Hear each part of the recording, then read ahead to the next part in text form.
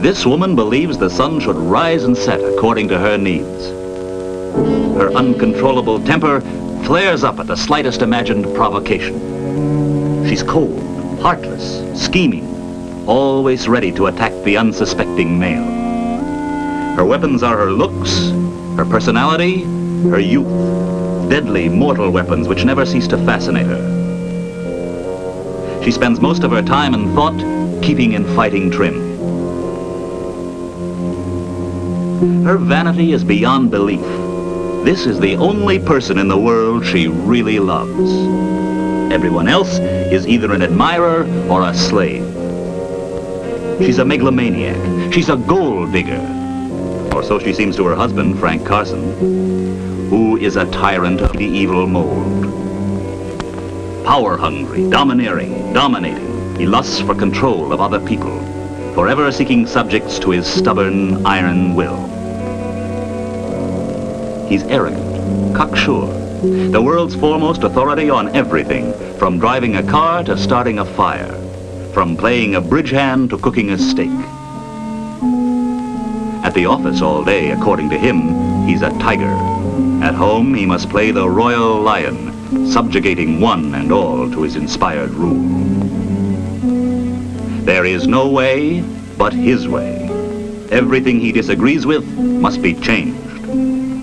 No one else can ever be right.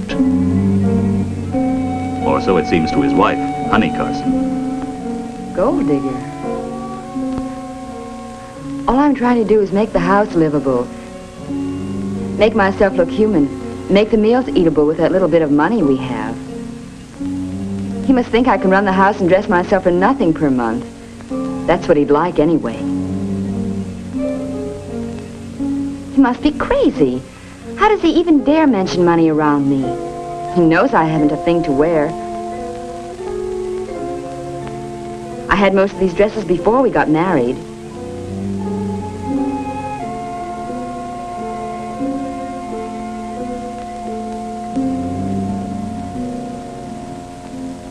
All my exotic scents. One miserable bottle of French perfume he gave me for Christmas a year ago.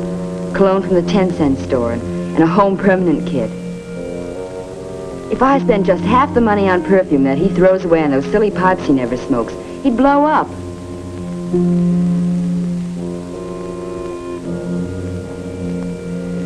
And here's my collection of imported and domestic footwear.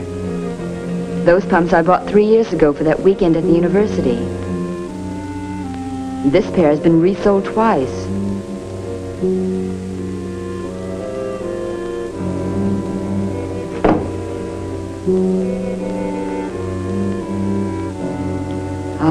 Fabulous Carson jewels, gold wash and glass stones. A collection that would delight the heart of any girl less than 10 years old. If diamonds are a girl's best friend, I'm sure alone in this world.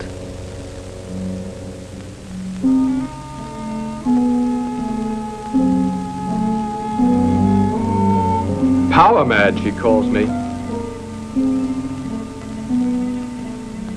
She's so wrong, it's funny. I'm just a slave around here. Work all day earning the money to keep things going and bring it back so she can spend it. We do what she wants to do, see who she wants to see, buy what she wants to buy. I haven't been out for an evening of poker with the boys in 16 months. The 5 while I was going with her, and the 11 since we've been married. After the workday, I'm supposed to help her around the house. I've practically got 2 full-time jobs. And what does she do? Runs around all day with her friends buying things. And when she gets tired, goes and sits under a hairdryer in the beauty shop to rest. It sure must be tough. Every single piece of this furniture is something she picked out. She liked. She saw in a magazine. She wanted. She. So of course there isn't a decent chair in the house I can read in, or a lamp a man can see the time by. Well, I've had enough. It's time I started doing what I want. There, that'll fix up her furniture. Frank Carson, his mark. It's a good thing she can't see this, or there'd be more trouble. In other words, young Mr. and Mrs. Carson are at it again. Another one of those bitter fights that are tending to become a habit in this, the 11th month of their marriage. Why? They don't know themselves. These squabbles seem to grow out of nothing. Take tonight, for instance. Honey was in a fairly good mood as she waited for Frank to come home at 6 o'clock. Her day hadn't been very exciting, but then neither had there been any serious disasters. An ordinary, routine, domestic day. And an ordinary evening, for it was 6:30 by the time Frank arrived. His usual half hour late. Honey didn't really mind his being late. She was used to it by now. But tonight he seemed more preoccupied than usual. He was home in body, but not in spirit. His hello was mumbled, formal, disinterested. He hardly noticed her. One might have thought he'd stopped into a restaurant for supper, complaining all the time about what a hard day he'd had. Fine way for an evening to begin. Hard day indeed. And what about her day? Shopping, washing, cleaning, and now his supper. Is this what she'd been getting ready for since 5 o'clock? Yep, I practically took over for the whole sales department today. At the monthly staff meeting, you know. Ed was away, so I went in. Right at the same table with the old man and all the rest of them. Clark and Simpson and Reber. Now eat your soup while it's hot. Who's Reber? Oh, I've told you a million times. He handles research, development, and personnel. Wears 2 hats. Does a pretty good job. Eat it while it's hot. Why didn't you tell me it's boiling? Well, maybe it's so hot because I've warmed it over about 5 times. Yeah. Well, anyway, let me tell you about this meeting.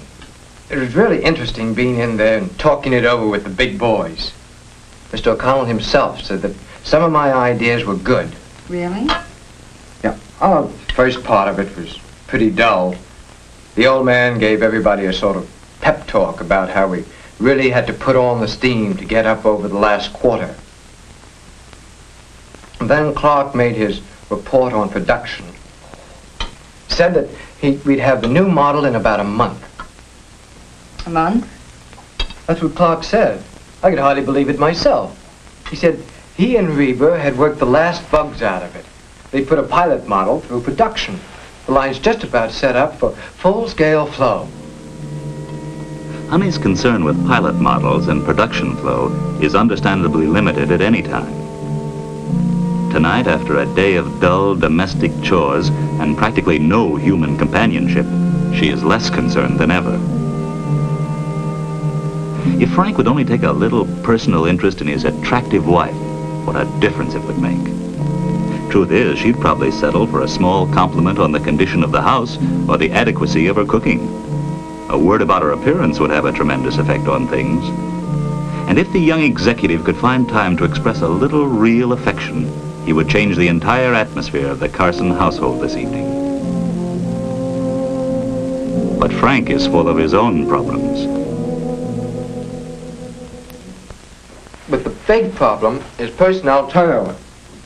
I suggested that we advertise in the big upstate papers for experienced workers. Naturally, Simpson said it would cost a lot and we probably wouldn't get much return. But you know him. Always looking on the dark side if it isn't his idea. I could see the old man and some of the others thought it might work. Uh-huh. I hope you like the dinner. I used the new mixer to make your special sauce. Yeah, sure, it's fine. But you haven't heard anything yet.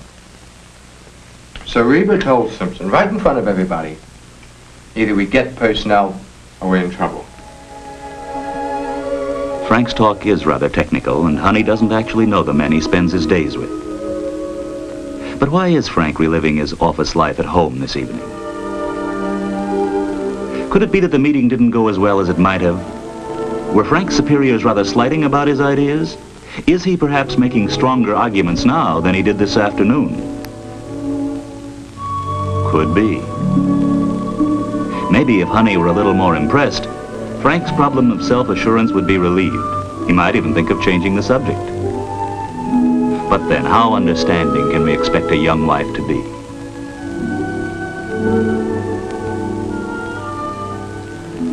You know how Simpson is. Always against everything. And nobody dares speak up to him because he's very close to the old man. But I stuck to it. Nobody really definitely turned me down. But that wasn't all. Wait until I tell you what Clark said. Who am I talking to anyway? The wall? Can't you even take a little interest in what I'm telling you? I was listening, sort of. I just wanted to see something in this magazine. Do you mean listening, sort of? Either you listen or you don't. Well, if you really want to know, I was getting pretty tired of hearing about the office. And talking about it steadily ever since you came in that door an hour late. You couldn't even take time to look at me. Whenever I try to tell you what I did during the day, you won't listen for a minute. I certainly do listen to you.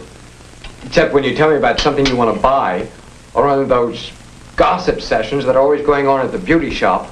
Why, Frank Carson, you know perfectly well I hardly go to the hairdressers anymore. I spend all my time carrying bundles from one supermarket to another trying to save a penny on a bunch of carrots. I don't see why you can't take a little interest when I talk. Seems to me the least you could do. After all, I work for both of us. Both of us? Before we were married, you didn't mind my going to the beauty shop. You'd tell me how beautiful I was. You'd brag to your friends how I always look so neat and well-dressed. Now I can't even buy a jar of cold cream without you screaming your head off. I look like a witch. No makeup, these old clothes I have to wear. Old clothes you have to wear? What was that bill for $27.50 for last month? And those new shoes, the dozen pair of nylons you buy every week. What a change. Just 11 months. You're not the same Frank that I married. You were so sweet, so romantic. It was all love then. All you do is complain about the money I spend, the way I arrange the house, the clothes that I buy, every single thing that I do. Don't put on the tears. I come home dead tired and you have to start crying. Or you're just a silly, inconsiderate ninny.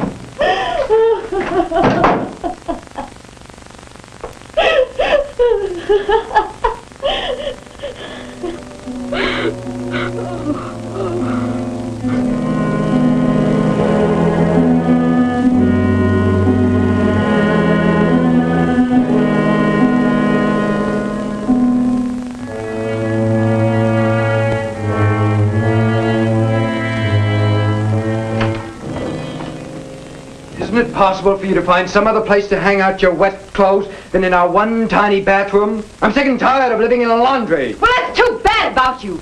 Get us a decent apartment where I can put out a laundry dryer. Where do you expect me to hang up my clothes? On the bookcase? Or maybe I shouldn't wash them. Maybe I should just throw them out when they're dirty. Another apartment? We can't even pay the rent on this one. It isn't good enough for you, though. If we had a bigger one, you might be able to buy some more furniture, I suppose. You must want to see me bankrupt. All you ever think about is spending money. Furniture and rent and clothes. Ed Russell says that he hasn't spent as much on furniture in 5 years as we have in just 11 months. You ungrateful, stingy, bossy, big shot. Hold it, everybody. What a picture. This would be a fine way to freeze. And yet it's becoming a typical scene of the Carson romance in action. Somebody might say the Carsons didn't like each other anymore. Let's look back at a picture of them, taken just before they were married. In those days, Honey thought Frank was wonderful, just because he was so steady, as she put it, about money. And he thought she was adorable, because she always turned up so well groomed when they went out. She would make the perfect wife for a real gentleman, he used to think. A real lady.